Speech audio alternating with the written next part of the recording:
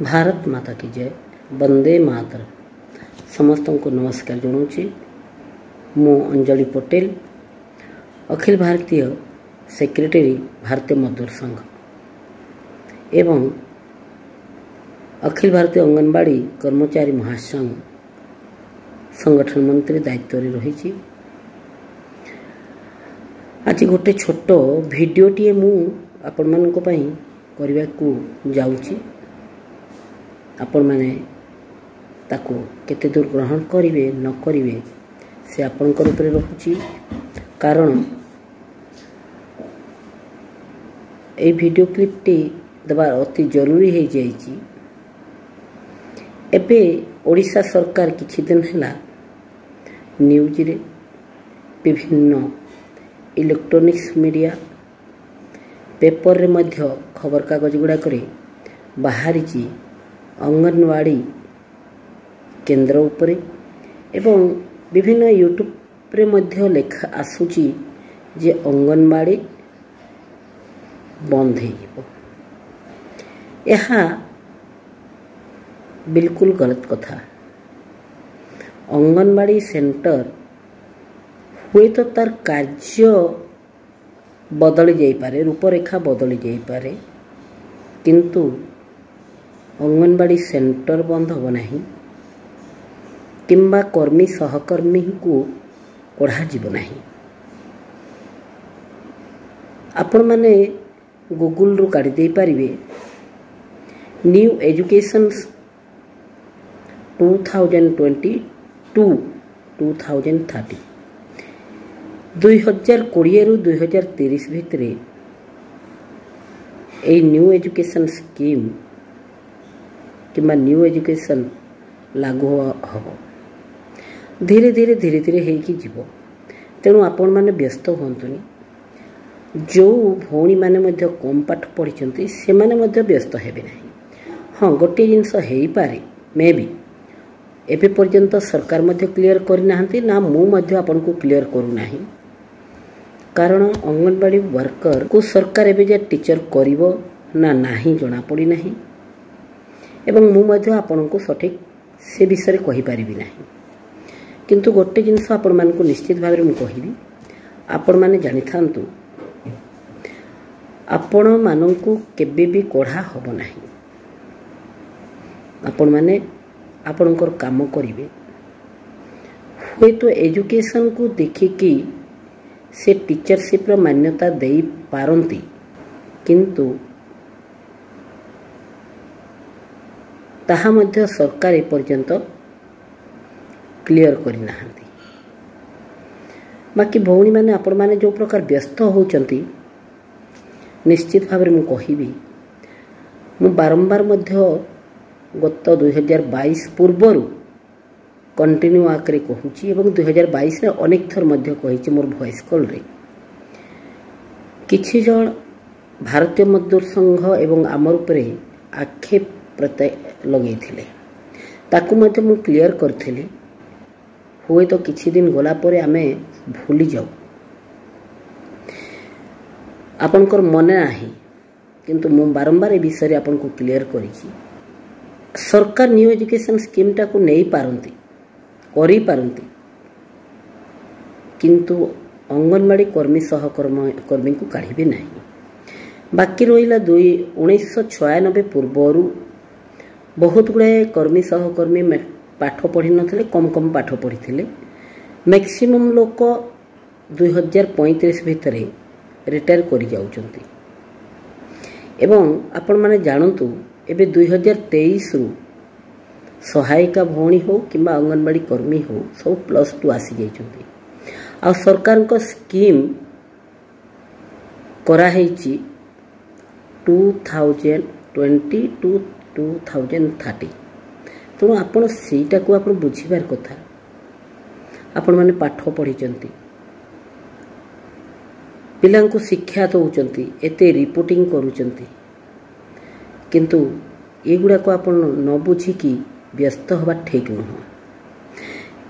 एवं YouTube channel देखिकी व्यस्त हबार तो आदौ ठीक नुह। आपण माने ବୁଝିଯିବା କଥା ଯେ ଗୋଟେ ସ୍କିମ୍ 50 ବର୍ଷ ହେଇ ଚାଲିଲା ସତ୍ତ୍ୱେ ବନ୍ଦ ହେବ କିପରି। ଆପଣମାନଙ୍କର ସେଣ୍ଟର ପୁନରୁଦ୍ଧାର କରିକି ବିଭିନ୍ନ ସଜାବଟ କରାଯାଉଛି। ରିସେଣ୍ଟଲି ଆପଣଙ୍କର ପେମେଣ୍ଟ ବଢ଼ିଥିଲା ଏବଂ ପେମେଣ୍ଟ ପୁଣି ଥରେ ବଢ଼ିବା ପାଇଁ ଯାଉଛି। ମୁଁ କହୁନାହିଁ କେତେ ବଢ଼ିବ କ'ଣ କରିବ, କିନ୍ତୁ ନିଶ୍ଚିତ ଭାବରେ ପ୍ରୟାସ ଚାଲିଛି ଯେ ଅଙ୍ଗନବାଡ଼ି କର୍ମୀ ସହାୟିକାଙ୍କର ଦରମା ବଢ଼ୁ। ଆଉ ସରକାର ସେଣ୍ଟର ବନ୍ଦ କରିବ ଏ ଭୟ ଆପଣମାନେ ରଖୁଛନ୍ତି।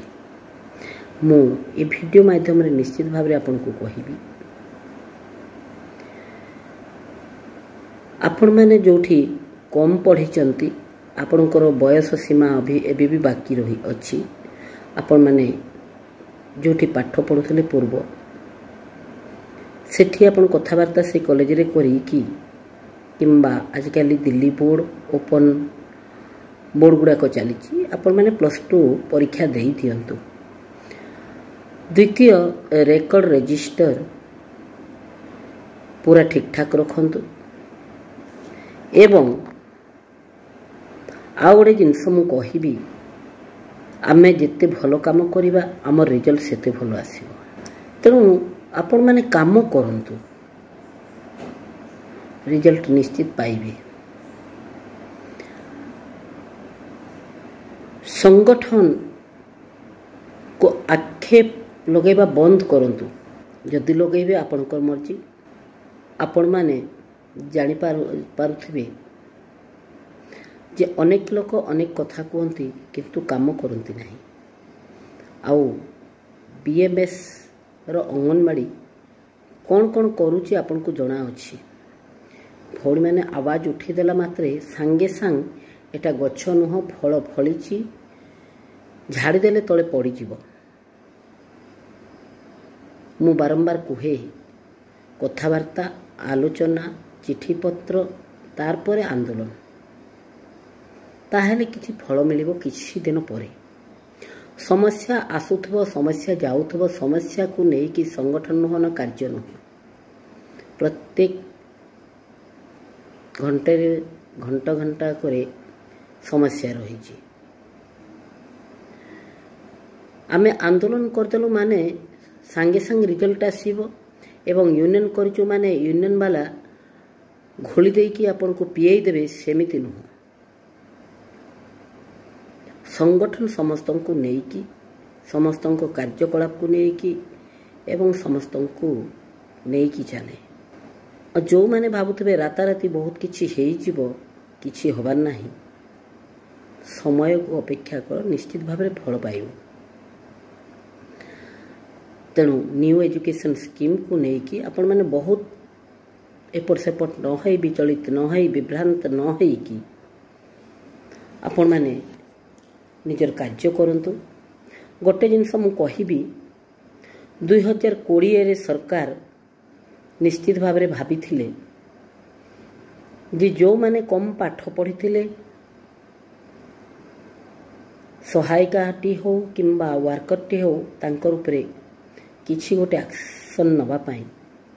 କିନ୍ତୁ ଭାରତୀୟ ମଜଦୁର ସଂଘ କେନ୍ଦ୍ର ସେଇ ପିରିୟଡ଼ରେ କଥାବାର୍ତ୍ତା ହେଲା ପରେ ସେ ବନ୍ଦ ହେଇଛି। ଆମେ ତାଙ୍କୁ ପରସେଣ୍ଟେଜ ବତେଇଥିଲୁ, ଆଉ 30% ଖଣ୍ଡେ ଅଲ୍ ଇଣ୍ଡିଆରେ ଆଉ ଅଙ୍ଗନବାଡ଼ି କର୍ମୀ ସହକର୍ମୀ କମ୍ ପାଠ ପଢ଼ା ରହିଛନ୍ତି। ଆପଣ ଯଦି ରିଟାୟାର କରିବେ ତାଙ୍କୁ ପେନସନ୍ ଯୋଗାଇ ଦିଅନ୍ତୁ ଏବଂ ଏଟ୍ ଏ ଟାଇମ୍ ତାଙ୍କୁ ଯେତେ ବର୍ଷ ବଞ୍ଚିଛି ତାଙ୍କର ପ୍ରାପ୍ୟ ଦେଇ ଦିଅନ୍ତୁ। ନହେଲେ ଯେତେ ଦିନ ତାଙ୍କର କାର୍ଯ୍ୟ ରହିଛି ସେତେ ଦିନ ସେମାନେ କାର୍ଯ୍ୟ କରିବେ। ତେଣୁ ଆପଣମାନେ ନିଶ୍ଚିତ ଭାବରେ ରହିଥାନ୍ତୁ, ଆପଣଙ୍କୁ କେହି ବାହାର କରିପାରିବେ ନାହିଁ ଏବଂ ନିଶ୍ଚିତ ଭାବରେ ପଜିଟିଭ୍ ଆସିବ। ଏତିକି ମୁଁ ରଖୁଛି। ଭାରତ ମାତା କି ଜୟ, ବନ୍ଦେ ମାତରମ୍। ମୁଁ ଆଉ କିଛି ଜଣାଇ ଦେବାକୁ ଚାହେଁ। ଆଜି ବହୁତ ସମୟ ହୋଇଗଲାଣି। ଏଇ ନୂତନ ଶିକ୍ଷାନୀତି ଉପରେ ଗୋଟିଏ ଲେଟର୍ ଆସିଯାଇଛି। ମୁଁ ଆସନ୍ତାକାଲି ସେଇଟାକୁ ଆପଣମାନଙ୍କୁ ଦେବି ଏଣୁ ଅପେକ୍ଷା କରନ୍ତୁ। ଧନ୍ୟବାଦ।